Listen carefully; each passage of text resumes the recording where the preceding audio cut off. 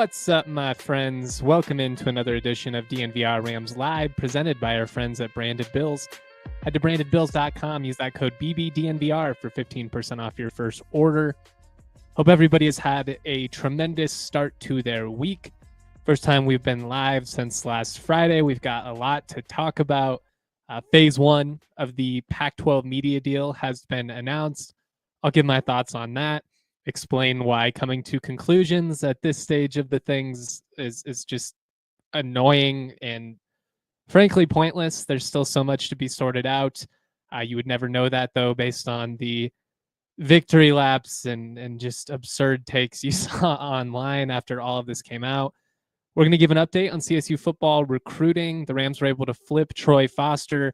I had mentioned him in early June as somebody to keep an eye on. Rams ended up pulling it off. Really excited about him. I will talk Jermaine Santana-Diaz as well. Really intriguing safety commit. Pick CSU over multiple Power 4 offers. Quite a few Power 4 offers, actually. And diving into his video a little bit this morning, he definitely passes the eye test. The Rams actually picked up another commit this morning as well. Cornerback out of Utah, so we'll talk about him. A ton to dive into. Obviously, it's a massive, massive day for CSU fans. The 2025 NBA draft is tonight. Huge day for Nique Clifford. Huge day for the CSU men's basketball program. I know we've talked about this pretty extensively the last month, so there's not a ton I can say that I haven't already in terms of why I feel like Nique is an NBA-ready guy, why I think he can contribute to winning at a professional level immediately. I just think he's such a perfect fit for what the modern league is. I think his maturity, I think his experience is an advantage for him, particularly if he lands on a team that's not in rebuild mode, is more in win now mode. I just really think he can be impactful with what he does defensively, the versatility. Obviously, he's one of the better defensive rebounders we've ever seen, particularly at his height. Offensively, he's grown so much these last couple of years. His handles tightened up. His ability to create a shot for himself anywhere on the floor, get to those key spots was just so cool to see this past year. And obviously, he always had the length and explosiveness and all that. Shout out to everybody rocking with us live on YouTube this morning. Shout out to our guy Henry in the Toyota chat. Anybody rocking with us, say good morning if you wouldn't mind throwing us a thumbs up on the old YouTube. I certainly would appreciate it. Little plug as well, given that the NBA draft is tonight. Check out that ALLCITY NBA draft guide. It's really awesome. Derek Bodner, Will Gottlieb of the ALLCITY Network put it together. They've updated it throughout this whole pre-draft process. They've got a mock-up. They've got info out on all the various prospects. Like most experts out there, they do have Nique as a top 25 prospect in this draft. Right now, you can become a diehard for the first time with a flash sale offer of $36 for the year. Great deal. Great time to take advantage. You're going to get a free shirt on top of access to all of our premium content, opportunities to be a part of exclusive events at the DNVR bar, discounts, all kinds of fun stuff. You get access to the Discord channel as well. So I just wanted to make sure that I plugged that with the draft coming up. It really is an awesome resource and a great way to learn about all the draft prospects and what is shaping up to be a pretty exciting and deep class this year in 2025. So looking forward to that. Like I said with Nique, there's really not a ton I can say at this point that I haven't already rambled about repeatedly in the last couple months of why I'm so high on him. He's such an easy player to root for.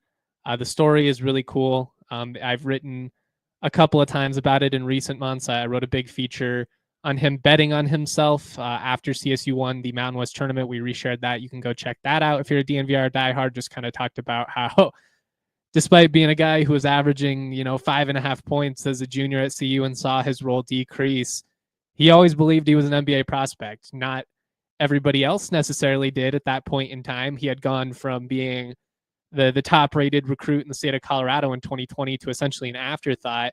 But Nique always knew. He knew that in the right situation, he could shine. And that ended up being at CSU, one of the hardest working individuals that I've ever been around on a personal level. I'm just so happy for Nique because you want to see good people who do the right things get rewarded for it. And Nique is someone who bet on himself, who did it the right way, who was sure enough in himself to have these type of aspirations, but also humble and mature enough to be willing to look in the mirror to recognize I still have room to grow as a player, and putting in the work, not just like saying the right things, but actually doing it. I have a quote here from Ali Farokhmanesh. It's in my most recent feature on Nique. The one I wrote after the Mountain West tournament was somewhat similar, but featured more quotes from Nique as well as Niko Medved. This time around, I was able to pick Ali's brain, kind of gave it a different perspective. But this is a quote from Ali. He's one of the rare guys. All the superstars that we've ever had have that ignorant confidence in themselves where it's really like he shouldn't have this confidence, but you do. And he has that, but he also has the humility to understand I love where I'm at and I love where my feet are, but I know I can take that next step and get better, even though I'm the man, even though I'm a first round pick. I think that's what made him so good here. Even coming back after going through that pre-draft process, I think it's hard to go through that NBA process, come back to college and really dive into the things you've got to get better at. And he did that. That's why I know when he takes that next step in the NBA, he's going to have that same mindset of this is not an arrival point, it's a launching pad. First off, one of the better quotes I've gotten from anybody in the last couple of years, really poignant stuff from our guy Ali Farokhmanesh, who's done an awesome job on the media circuit. CSU in general has done a really good job promoting Nique Clifford, pushing him throughout this pre-draft process. It's an area where CSU has gained some valuable experience in recent years, and I think they certainly do a better job of it than they did a while ago. That's not to say that they didn't push Zay or they didn't push David Roddy, but you learn, and obviously they've got some great creatives on staff right now. I want to credit them for doing a great job highlighting this moment because it is a big deal. Nique is seemingly a lock to be a first-round pick. I think we can say that. I wouldn't say he's a lock to be a lottery pick or a top 20 pick, but I would be absolutely shocked if he were to fall out of the first round. He's going to be the fourth first-round pick in school history. Roddy in 2022, Jason Smith in 2007, and then Bill Green all the way back in 1963, before you even had the NBA ABA merger. CSU, man, it's night and day from where this program was at, about 10 years ago, when the excitement of that first Eustacey year had worn off. You're actually coming off of a really frustrating selection Sunday in which you debatably get snubbed. That 27-win team that ultimately didn't make it. I pointed out the flaws in Larry's scheduling that year and how it came back to bite him, as well as the simple fact that Wyoming basically stole their bid. They beat CSU twice in the regular season, and then went on to win the Mountain West tournament with Josh Adams and Larry Nance and all those guys, which ended up screwing CSU over in the end, which if you're a Wyoming fan, talk about a picture-perfect scenario. But the program was at a real low point. We weren't even remotely competitive within the league, let alone being one of the staples of the conference, a program that's, trying to go to its fourth NCAA tournament this upcoming season in 5 years, program that's won a Mountain West championship for the first time in multiple decades. It's just been so cool to see. And guys like Nique have been such a big part of that. And I wrote it after the Mountain West tournament, but I know that there have been players that have been at CSU longer than Nique, some of those 4 or 5 year guys. That's obviously a very special legacy, and it's a little bit of a different situation. But Nique is one of my favorite stories, just period. Not just when it comes to CSU hoops, but he's just one of my favorite success stories that the program and that the school have had, period. To have a former CU buff, come into your program and go from being an afterthought, a guy who wasn't even guaranteed to start his first year at CSU, to, a all-conference player, the Mountain West tournament MVP, somebody who starred in what was the most fun run from CSU men's basketball that I've really gotten to witness in my lifetime. Like this past spring was surreal. They were 5 seconds away from playing for a Sweet 16, and obviously the game ended in heartbreak. Don't really want to relive all of that, but you have to be proud of the way the Rams represented on that stage. I mean, to beat Memphis the way that they did, and then to go on and go toe to toe with a really talented Maryland team. They had some dysfunction behind the scenes, which stinks because I really feel like, the Rams were prime for the moment. There was a great opportunity there for them to really capitalize and potentially beat a team that had a ton of NBA talent, but maybe wasn't clicking the best in the locker room. Obviously, Maryland pulled it out. They got away with the travel. It is what it is. But it was just such a fun run. Being there in person was something I'll never forget. Seeing some of those performances from Nique Clifford was something that I'll never forget either. And again, like just on a personal level, he's been such an easy person to root for. And I'm just really happy to see that all this paid off, that him being loyal to CSU paid off, that him coming to CSU in the first place paid off. It came down to CSU and Loyola, Chicago. When he was leaving CU, Wyoming had offered him as well, but it was CSU or Loyola. I think he briefly considered going out of state, but knew the staff due to the relationships that they had established with him when recruiting him the first time around. I remember getting Nique's cell phone number when he was like a senior in high school, trying to reach out to him, to get his thoughts on the CSU CU recruiting race, and to see it all come full circle, and to see him have the success that he's had while being such a humble person has just really been pretty cool. It's fun for me to get on the show and to make jokes and to make little petty comments about, it's gotta kill Buffs fans. Tad Boyle's probably losing sleep over the fact that he had this incredible NBA prospect in his program and essentially did nothing with him.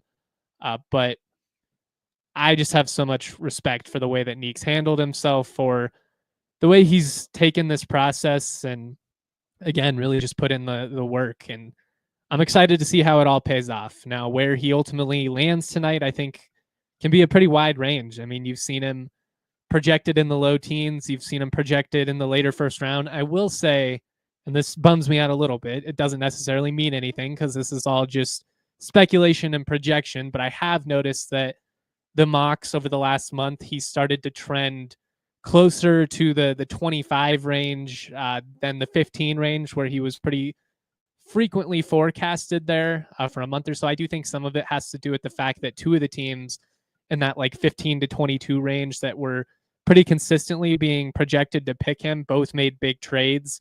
That is Orlando and Atlanta. They both made trades in the last week and a half or so. So that could impact, where he ultimately lands. But I still really think there's a pretty good chance for him to land in a good spot and to be a highly impactful player. Henry here in the Toyota chat says, in a different world, does a team of Roddy, Stevens, Tanjay, Nique, and Lake win a natty? It's fun to think about what could have been. There's some important context that I think gets ignored just with the, Tanjay's COVID year and the fact that he went to Missouri and got hurt. Like, there isn't really a realistic timeline unless it was Nique signing with CSU out of high school. But based on how things played out, there wasn't really a realistic timeline where they all would have overlapped together. Had he signed with CSU out of high school, though, it's a really fun, scenario to think about what could have been. Nique would have been a freshman in that sophomore Roddy Stevens year where they kind of made a big leap, ultimately went on a run to the NIT semifinal. I mean, that team would have been dangerous. You think about the athleticism alone and the skill level between those three guys, and obviously what Tanjay's become over the last couple of years has been incredible. Jay Lake, one of my favorite individuals that has been in the program, just a team first guy. If you had two or three of those type of players on every single team, you'd be a highly, highly competitive basketball program. But yeah, like realistically, I don't know how much it lines up, but the skill level of that team would have been on another level. And I certainly would have loved the possibility of, God, I mean, you open up some pick and roll stuff where you can have, Roddy or Nique, spot up and along the perimeter and you have options to drive and kick it out, or those two, and get to the rim, like you would just have so much possibility. There'd be so much versatility on the table. You could be a really versatile offense was the easy way to say that. I don't know why I made that so hard on myself. But yeah, it could be pretty incredible. I'll give an update on what the most recent mocks are saying, and I'll kind of talk about my 5 ideal landing spots for Nique here in just a second. Get to these other comments in the Toyota chat. Really love to see the activity in there. So thank you so much to all of you guys that are rocking with us. Let's take a quick break real quick. Let's shout out our partners, and then we will keep the conversation rolling. We're going to start by talking about Cake Mortgage. They specialize in non-QM loans.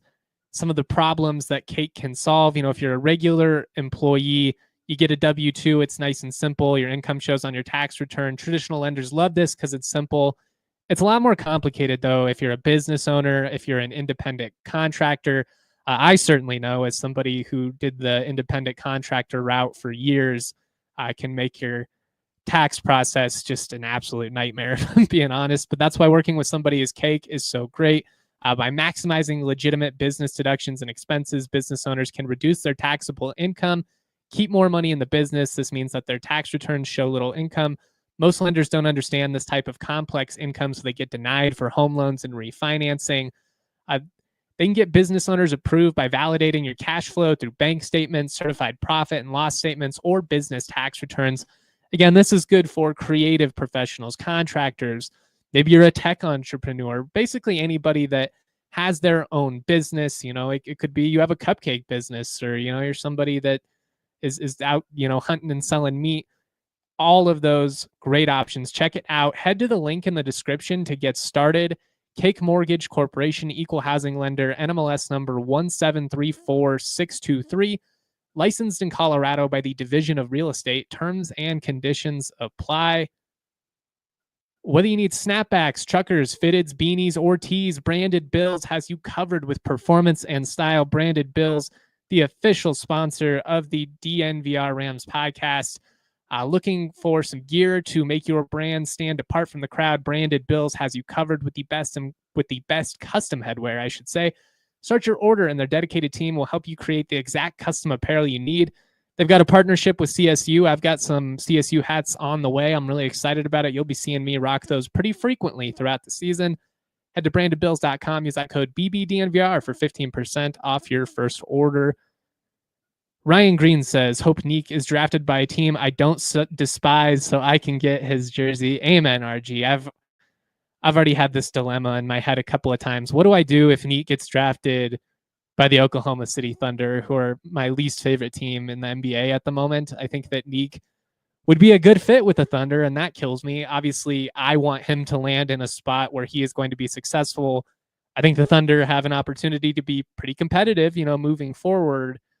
But man, you think about that, like if he landed with the Lakers or something like that, the Timberwolves would be tough. Although the black throwback Timberwolves jersey, like the KG era, trees on the front, that iteration, a Nique throwback in that would go pretty hard. I would feel a little weird about it given the Nuggets Timberwolves history. But from a style standpoint, I could get behind that. I would definitely rock it.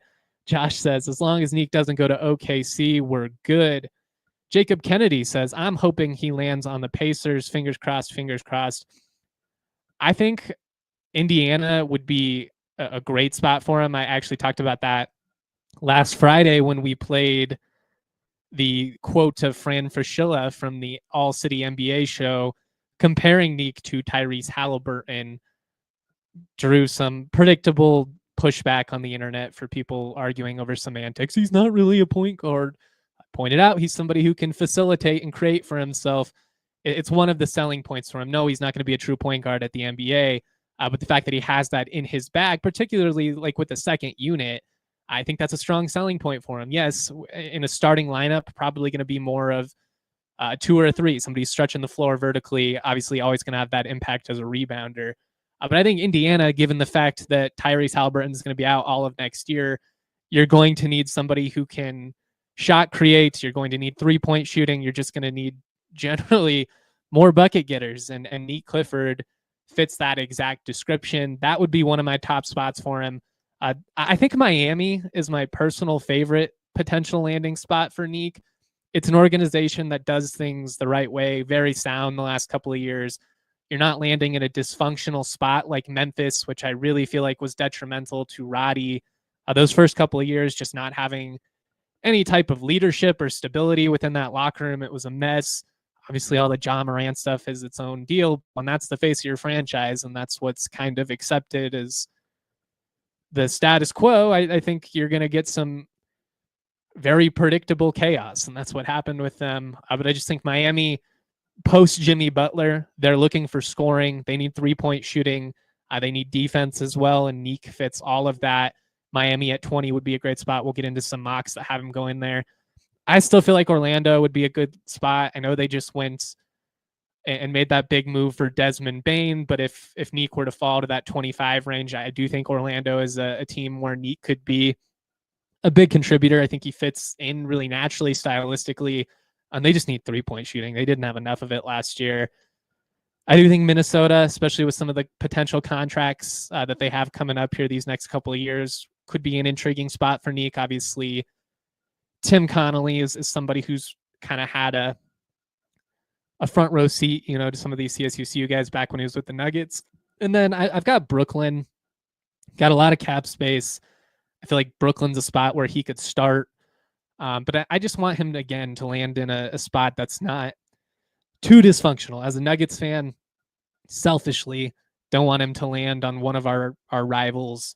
Sucks that the Nuggets don't have any draft capital, because Nique is exactly what Denver could use in their rotation right about now. Somebody who could contribute to winning and be a fringe starter or a six-man type player without, breaking the bank.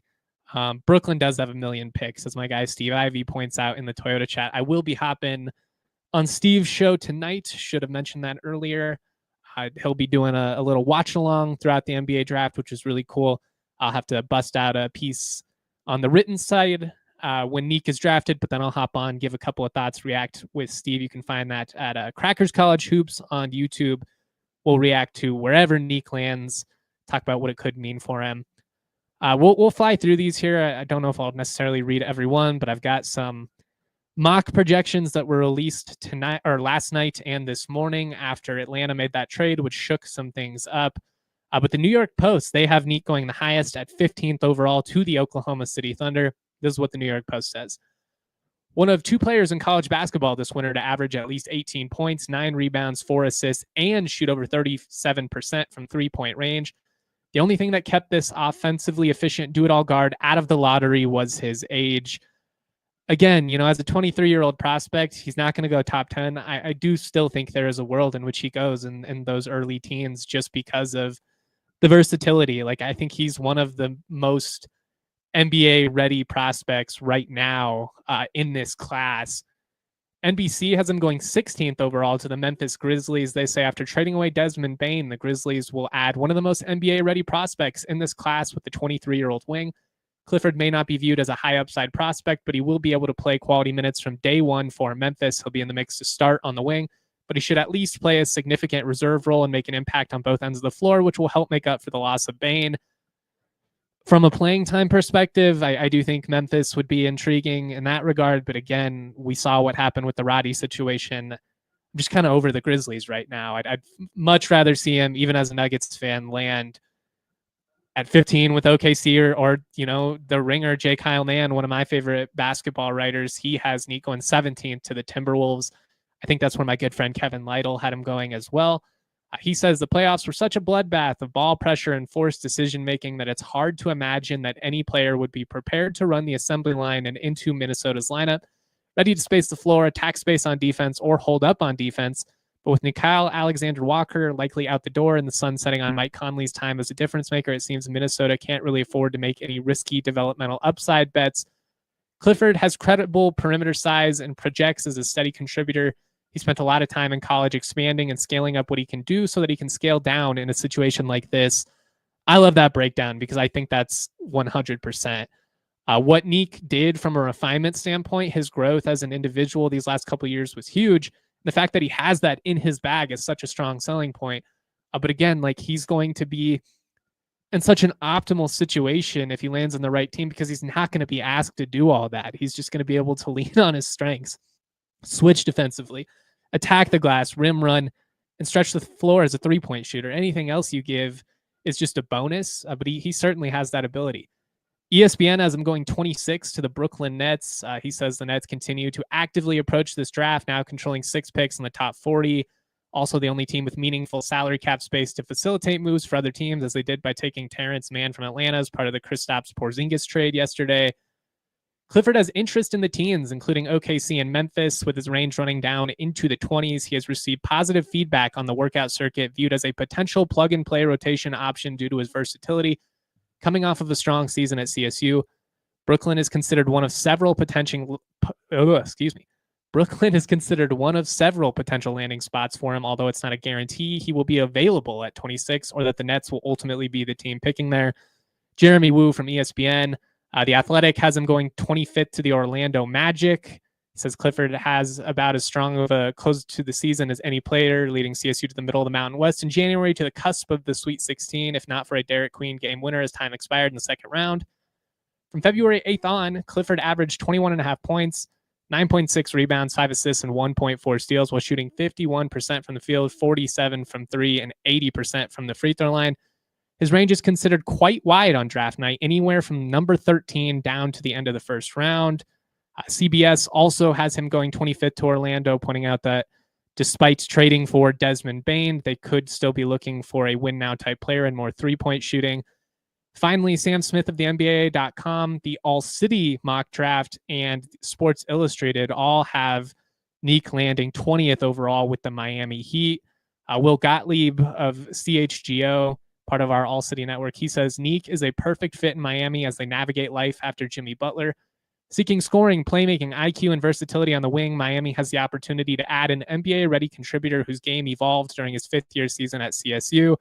And Sam Smith says, one of the most ready to contribute, which is what the Heat are about. He'll shoot it well and perhaps open up some trade possibilities with their other guards.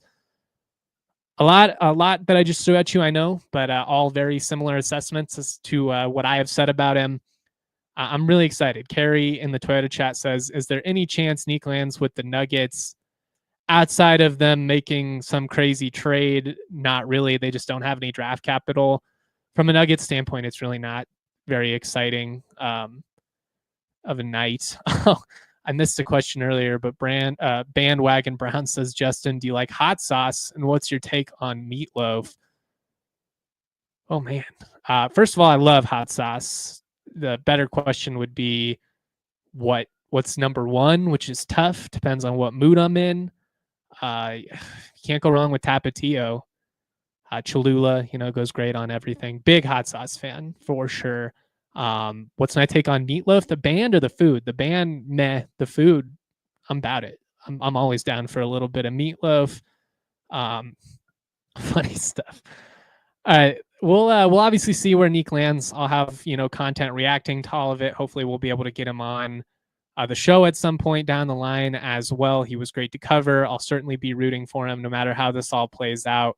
But a lot of possibility going into draft night. It's kind of exciting knowing he could be a top 15 pick. I wouldn't hold your breath. I wouldn't be disappointed if he doesn't go in the top 20. There's just such a range, especially like once the trades start happening, like realistically, there's not a lot of difference like in talent or projection if you're the 14th pick versus the 28th pick. That's just the reality.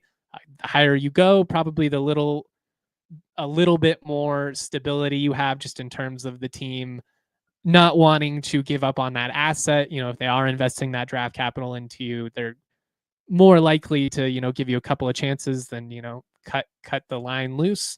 But whatever happens with Nique, I would be very surprised if he was not a winning player on a good basketball team at some point in his career, because I just think he does all the little things right. And I think he's got the right mentality and the right work ethic to succeed. We'll be rooting for him. I really think there's a good chance that by the time he's all said and done, that he has the most substantial NBA career of any CSU player ever. I just think he's going into the league at the right time. Could be the perfect fit. Very excited to see how it all plays out. Let's keep this rolling. Let's shout out a couple other of our partners. and we'll give an update on CSU football recruiting. We've all been there. You think your parlay is going to hit. You're sitting there. You're counting your winnings, which any gambler knows that's a no-no. You're just asking. You're asking for it at that point. You can't tempt fate. Never count, before you've left the table. All the old gambling cliches. But your parlay's sitting there. You're one leg away, and then the Rockies bullpen gives up a 400-foot bomb to Shohei Ohtani, and the whole thing falls apart. If that sounds familiar to you, the Hall of Fame app is built to fix that. Started by two lifelong sports fans who happen to also be Ivy League grads. The Hall of Fame app makes parlay research smarter, faster, and data-driven. It's not your buddy's group chat, full of hot takes. Hey, tail me on this bet. It's a full analytics engine. This app gives you access to advanced stats, historical data, powerful tools to help you bet smarter. It's built for the everyday sports fan, though, so even though it's designed by some Ivy League grads, even Mountain West grads like ourselves are able to follow along, whether it's MLB, NBA, NFL, NHL, or college sports. The app gives you beautiful charts, clean visuals, real insight, not hype. They believe that you should know everything that the book knows. For a limited time only, our listeners not only get a 7-day free trial, but they get 50% off their first month when they use the code DNVR at checkout. Download the Hall of Fame app on iOS or Android, or visit hofbets.com, enter the code DNVR, and you are all set. Coors Light encourages you to never lose your chill. Life's going to test you. Getting worked up rarely helps anything. It was funny, I've been watching the show Shrinking for the first time, just started it last night. Pretty hooked, emotionally heavy. But there was an instance where this guy's got some anger issues, a vet, with some PTSD type stuff, gets shoulder checked, and he beats the hell out of this dude. And it just made me think he did not choose his chill in that instance. I'm a hothead. I know I can be. I constantly got to work on it. But do the little things, man. Whatever you got to do. Go outside, get a deep breath, get some exercise in, do some laundry, clean the dishes, whatever you need to do to put yourself in the right state of mind. Do that, then kick back, relax, crack open an ice-cold Coors Light when the mountains turn blue. Cold as the Rockies, Coors Light is cold lagered, cold filtered, and cold packaged for a smooth finish. Make the most out of the times you choose to chill. Choose Coors Light. Coors Light delivered straight to your door. Visit CoorsLight.com/DNVR. Celebrate responsibly. Coors Brewing Company, Golden, Colorado. All right, like I said, I really appreciate everybody that's rocking live with us this morning. I appreciate everybody listening later on as well. If you've got any questions, comments, whatever, throw them my way. If I don't get to them right away, we'll star it and come back at the end. Jacob Kennedy in the Toyota chat wants to know, in the draft of best places to use Mando, I'm going Grundle #1 overall. I'm with you. It's that type of season, and this is pretty gross, but we've all experienced it. You get that swamp ass going. It's gnarly. Mando will help you prevent that. Check out their starter pack. All right, let's get into the CSU football recruitment update, and then I will finish the show by talking about the Pac-12 media deal, why this whole situation is annoying, but why yesterday was significant, why people are overreacting in some regards, why people coming to definitive conclusions are either willfully being ignorant because they have their own agendas, or they frankly just don't understand how this process works, which is fair. It is kind of wonky, so I'm not trying to put anybody down that was confused or anything like that. But I do think there are a lot of disingenuous hot takes from people who have specific axes to grind, particularly if you're a UNLV, site, for instance, New Mexico. Some of the comments I saw there about, oh, they got this, it's just going to be the same Mountain West deal. Well, no, it's not. And also it's interesting that you would be taking a victory lap in that instance, because what do you think that means for the Mountain West, guys? And I'm not rooting against the Mountain West. I've been very open about that. But some of the commentary I see just comes off as sour grapes, and admittedly, it makes me want to put those people in their place. Obviously, I have an agenda of my own. As a CSU alum, I have a vested interest in this all working out, but for a variety of reasons, I just feel like it's the best possible move that you have if you're a CSU, if you're a Boise State. I don't want to start into it too yet because I know we can go all over the place. So let me give a quick CSU football recruitment update. We might talk about this a little bit more on Friday as well, depending on what information we learn between now and then. 2026 class now up to 20 plus public verbal commits. I think there's a couple other behind the scenes that haven't announced yet either. But Troy Foster is somebody that I have had my eyes on. I'm really excited about him. We got a great question here from Henry that I'll come back to. But let me first just give you guys a quick update on who the most recent commits are, starting with Troy Foster. He was originally a San Diego State commit. I believe it was on the June 5th show, so about 3 weeks ago. I mentioned him. I mentioned, what's his name? Nelson, the tight end, a couple of other guys to keep an eye on. I mentioned Atticus Tillman, the safety out of Arvada West, as a couple of guys who, murmurs. I was hearing optimistic things about their potential of committing. They all ended up doing it. I think that, landing Nelson and a couple of those other Cali kids was a big selling point for CSU with a guy like Troy Foster's out of Huntington Beach High School out in California, 6'3", 205 pounds. The production is remarkable. 65 catches for about 1,300 yards this past season. I believe that's a conference record in receiving yards. He had 17 total touchdowns, 15 receiving, 2 as a kick returner, a very, very dynamic athlete. Obviously, the explosiveness as a kick returner, that's exciting. But he is one of the more complete wide receivers I've watched at the high school level in a couple years. Now, obviously, I'm not breaking down a ton of like 5-star prospects. I'm breaking down the types of guys that CSU's in the mix for. He's a 3-star prospect, but he's got a ton of upside. And I've explained over the years why the star system is very flawed. But he's a smooth route runner. I mean, he's somebody who I would call a technician. You just see he has a really firm grasp on spacing, but also, mixing up pace, not taking off too easy, hitting the gas, luring the DB in, but then leaving him in the dust. Very, very smooth. He's a 3-down type receiver, somebody who can make an impact for you in the short yardage scenarios. He's got sure hands. He's just always open. Like, usually with guys like this that are kind of meticulous technician route runner types, they do so because they don't have the explosive capability, and that's just not the case with him. He's got the best of both worlds. Like, not only is this dude a burner who's going to leave you in the dust, but he's somebody who, it's 3rd and 2, you're in the red zone, you need that first down, and he's got to be able to create separation for himself in a box. He's going to be able to do that. He's a menace in the open field. There's a couple instances of guys trying to arm tackle, and if you do that, he's, again, 6'3", 200 plus pounds. He's a big, strong kid. He'll run straight through you. If you don't bring him down, he's going to take it to the house. I'm really, really excited about him. I'll say this. There are a lot of instances on his huddle where the opposing corner, who frankly physically has no business trying to cover Foster in the first place, but they're trying to press. And I mean, it's the huddle, so there's a little bit of implication that it's going to be a highlight play in Foster's favor. Obviously, you're not going to put an instance where, a corner locks him down or something like that on the recruitment tape. But especially after you see it repeatedly, these corners keep coming up to press him, and you're just like, bold. That is a bold call. And he leaves them, unsurprisingly, just torches them right off the line of scrimmage every single time. Going to be going up against, a higher class of athleticism, at the collegiate level, but somebody who has been highly, highly productive, who passes the eye test in every way.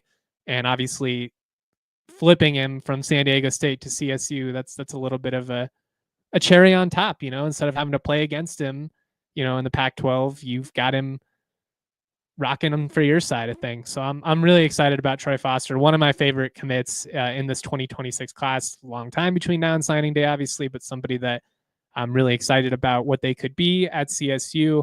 I'd say the same thing about Jermaine Santana-Diaz. He picked CSU over a ton of Power 4 offers. I mean, Notre Dame, Oklahoma, you look at his 247, it's just 20, offers of really, really significant football programs. CSU offered him in early June. They got him on campus a couple weeks later, posted the picture with holding the Thorpe Award, that Greg Myers, won. I'm trying to remember what year that was, in the mid 90s.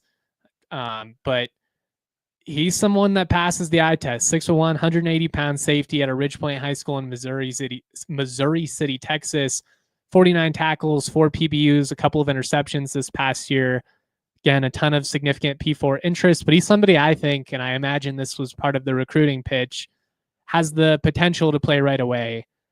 Physically, certainly passes the eye test. He's a sure tackler in the open field, which is something I always have my eye on with defensive backs, especially corners. Like, I never hold my breath, but even safeties, you see a lot of guys that they just want to pop you. They want to put the shoulder into you. They're not wrapping you up. They're not form tackling.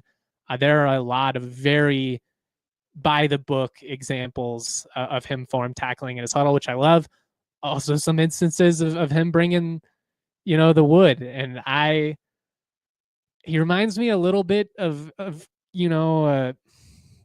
it's crazy to compare somebody to Ed Reed, but an Ed Reed Palomalu type who's really rangy in pass coverage, who's physical. I mean, if you come across the middle, they're going to make you pay for it, but also have the wherewithal and the poise, to play within themselves and not try and do too much. And he's just a playmaker.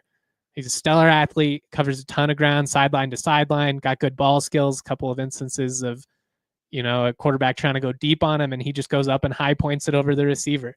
The closing speed is there. The instincts are there. Again, he's somebody that I think has a really high ceiling and possibly, could be somebody that sees the field, even like as a freshman. And I don't like saying that very frequently just because it almost never is the case.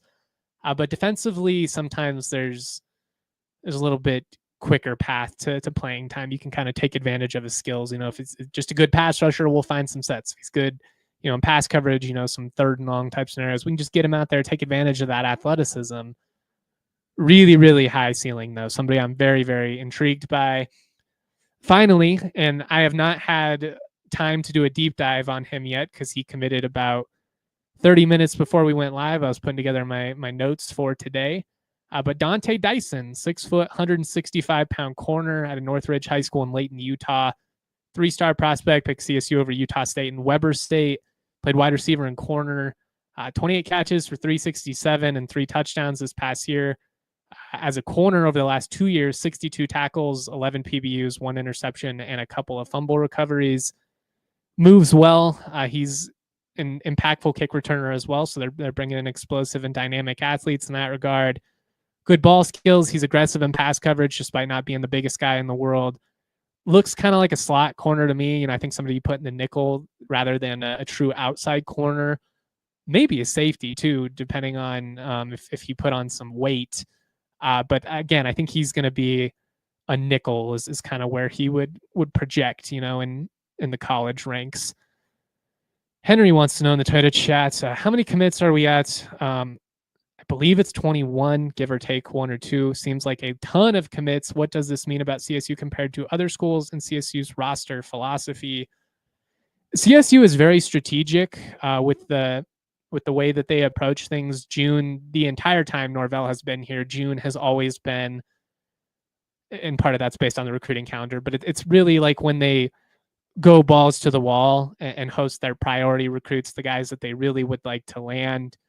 This year in particular, I think you've seen the way that they space things out. Certain guys, might only be there with 1 or 2 other guys. Other recruiting weekends a little bit bigger. I think they did a good job of really emphasizing certain guys, one of which Umu Kai, who Josh is asking about in the Twitter chat, top prospect coming out of Colorado. I think he was only on campus with 1 other kid. Like you've got to prioritize some of those special players. But I think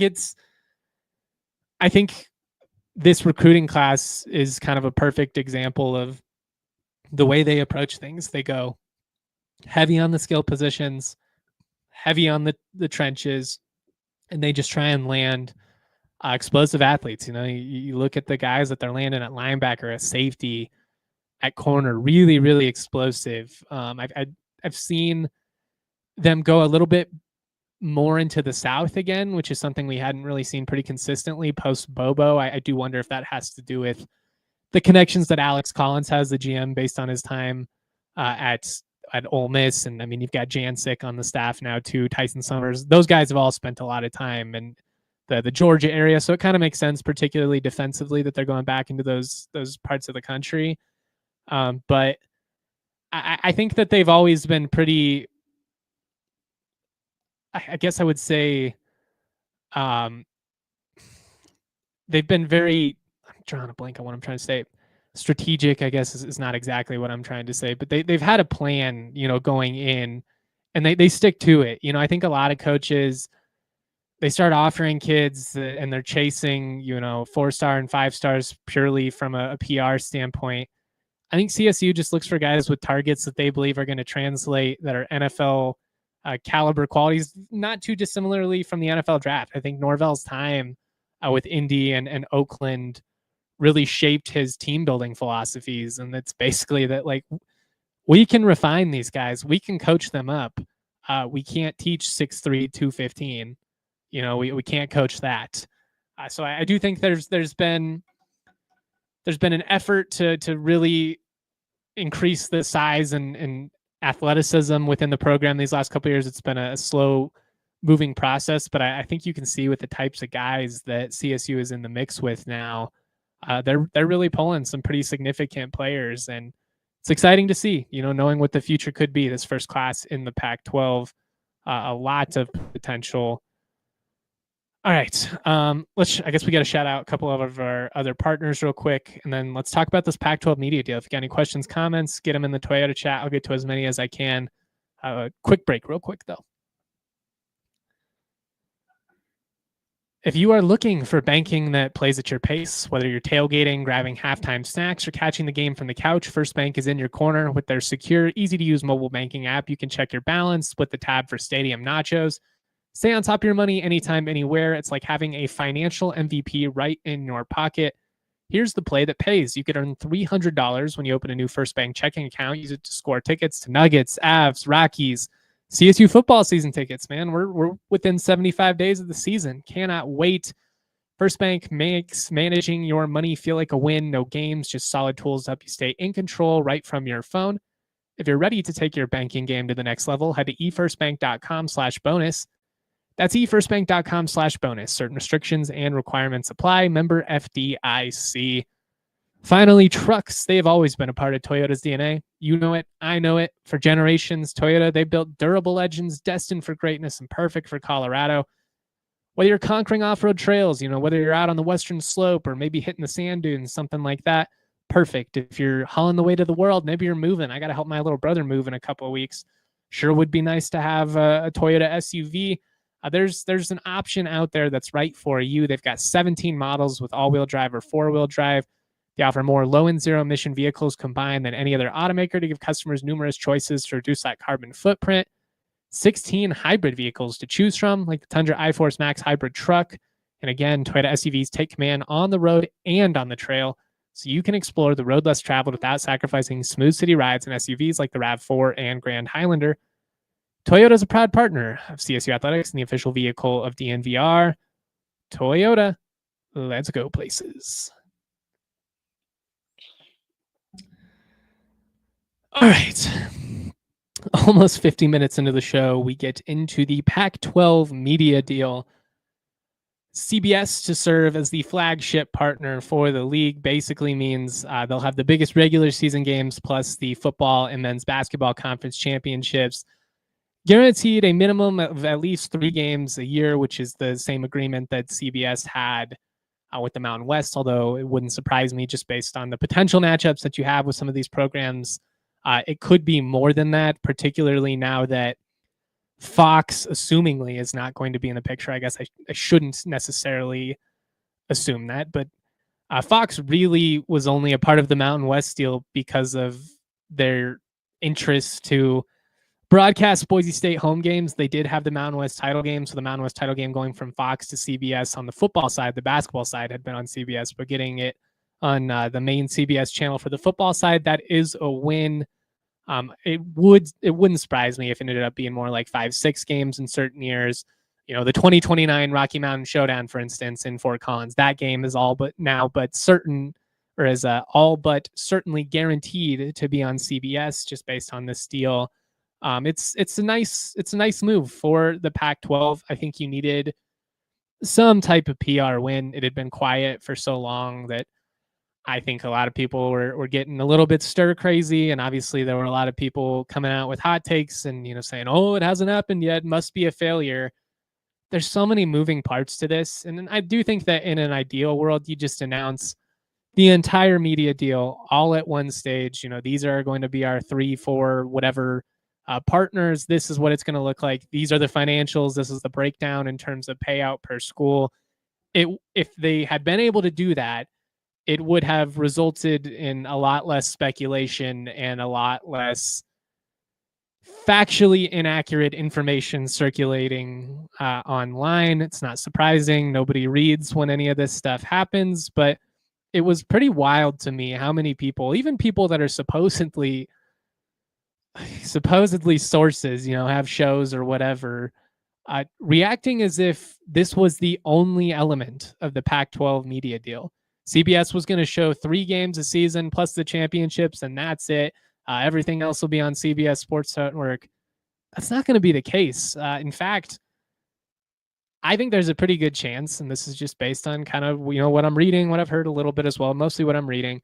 I think there's a pretty good chance there's far less games on CBS Sports Network than people think, especially depending on who the next media partners end up being. If you're CBS, you've got those 3 guaranteed regular season games plus the conference championship game. That's a guarantee of 4 football games a year. You've got 90 plus football games that still need to be broadcast around the conference, assuming you have 8 members, playing a 12 game schedule. So, ESPN, they're going to need late night programming. There's a good opportunity that maybe the 3 biggest games of the year are on CBS, the CSU CU type games. But for instance, CSU Boise State or CSU Washington State, Oregon State, those type of games, they're on a channel like ESPN or the CW, who I honestly thought was a really great partner to the Pac-12 and the extended Mountain West last year. I thought they did a great job with the broadcast. They had a full studio show for pregame and postgame, which is a hell of a lot more of an investment in the product than Fox ever put into it. CBS did a better job of being there in person. The frustration with CBS is that CBS Sports Network is not the most accessible channel. You usually have to have like an advanced sports tier to get it in your cable package. You are able to get it with Fubo as a part of just your basic package, which is something I would pass along for you guys.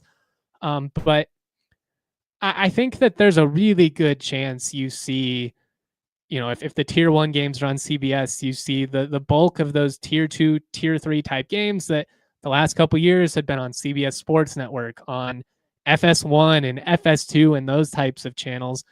I think there's a good chance you start seeing them on ESPN networks. If ESPN's the network that they ultimately add, which reportedly they are in the mix, I think you'll see a lot of the next tier on a channel like this CW, who I do think has an interest, as we've seen them really invest in college sports, and they've got to deal with the ACC and they've got NASCAR. Like they're looking for that sports programming. I think from an exposure standpoint, this is going to be a significantly better deal for these teams than what they were getting in the Mountain West. And obviously all of this has to play out, and we'll see what the numbers end up being. I do think that the Pac-12 would probably be willing to leave, not a ton of money, but I think if it's a difference between $1 million or $2 or something like that, $1 million or $2 million, and you have a chance to be in a far better exposure window on a channel like ESPN, I think they would take that rather than seeking just the highest bidder, period, because exposure is a big factor in what the Pac-12 needs in this changing landscape that we're in right now. You've got to establish visibility, and you need to create credibility, and by being on screens across the country every single weekend, and not just available on some crazy extended sports package, but channels like ESPN, CBS, CW, channels that you're going to have in your basic cable. That's really great for the Pac-12. And again, like the numbers are going to matter, but I couldn't believe how many people, both outside of the Pac-12 and Mountain West, but also especially within, a lot of those Mountain West sites were trying to frame this as a loss for the Pac-12. What do you think that means for the Mountain West? CBS was a long established partner. I mean, I've been watching college basketball on CBS Sports Network for, God, I don't know, feels like 20 years now. Do you think that CBS is going to pick up the Mountain West now too? Because I don't. When you've already got CSU, you've got your West Coast presence, you have the ability to fill some late night games, give yourself some filler programming outside of the Big Ten, which they've obviously gone big on these last couple of years. But like the Mountain West people taking victory laps, it just really baffles me because again, like I'm not trying to take shots or be petty, but again, like what do you think this means for you? This was your media partner. The Pac-12 just stole it, and your options are going to be slim, especially if the Pac-12 also ends up being in business with the CW, with ESPN. Now your options are even more limited, especially if you're not willing to, do what the MAC does and play on like Tuesday and Wednesday nights. Like the Mountain West really could be in that type of territory, depending on how this all plays out. Maybe Fox is willing to keep their deal, but again, Fox really was only invested in the league in the first place because of the appeal of having Boise State. And so I just don't know where the Mountain West goes from here from a media deal standpoint. I'm sure they'll put something together, and from a money standpoint, just based on the way that the TV rights deals have increased in the last 10, 15 years, it wouldn't even shock me, even with all the departures, if the Mountain West deal ends up being within the ballpark of what they were already getting under this current deal with like $4-ish million a school. I think, especially if they're willing to be flexible, play some late nights, play some regular season games on weeknights potentially. Like I think the Mountain West could still get like $3-4 million with this current deal, but I mean the Pac-12 is going to get twice that at least.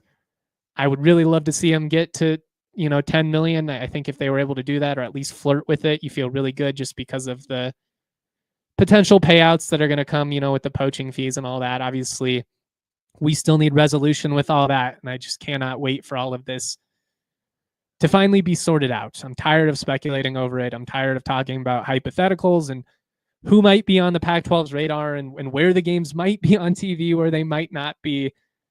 We have run through every scenario 100 times and then repeated it. Like there's only so many things you can say.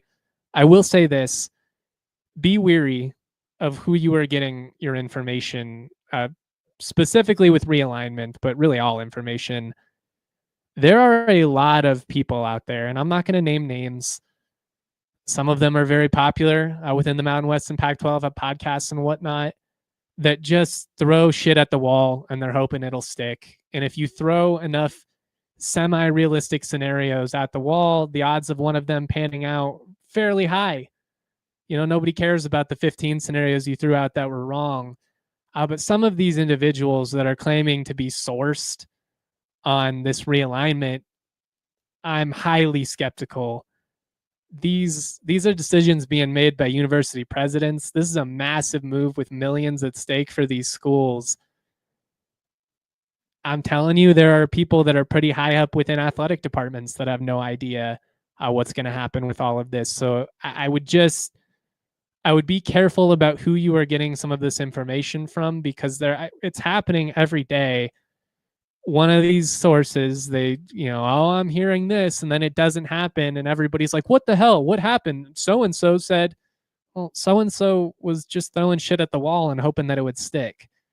And that's why, like, throughout this whole process, I've tried to be very clear with what I know, with what's sourced versus, what I'm just going based on, reading the current trends. And there hasn't been a ton of information that's leaked in this process in quite some time. For over a year, I was telling you that the Pac-12 was not interested in a full reverse merger, and that they wanted to rebuild, and that it was likely going to end up with Boise State, San Diego State, Fresno State, and a couple of those schools. I didn't have Utah State in that mix, making the jump eventually. That obviously came to fruition. since a lot of this has solidified and since they've actually made that announcement, most of the info that's coming out is only coming out if the Pac-12 wants it to. That's true. Like they're going to pick a couple of those national sources and they'll float it and they'll see how people react. But these, and I'm not saying that there aren't independent sources out there that like you have to be some big deal to, have access to credible reporting. Cause, I broke a lot of stuff as an independent reporter back in the day, including some of the most significant stories of my career. I just know that there's a lot of people that are claiming to be sourced on this that are full of it. And I don't want fans to be misled or disappointed when these hypotheticals that they're throwing out don't come to fruition and everybody's like, what the hell? I thought this. Just be very careful of who you're getting your info from. I'll say that. I guess we're going to go to overtime here real quick. I'll wrap up with a couple of final thoughts. If you are watching on TV, you can head over to thednvr.com to catch the last couple minutes of the show. If you're consuming via other platforms, you are fine.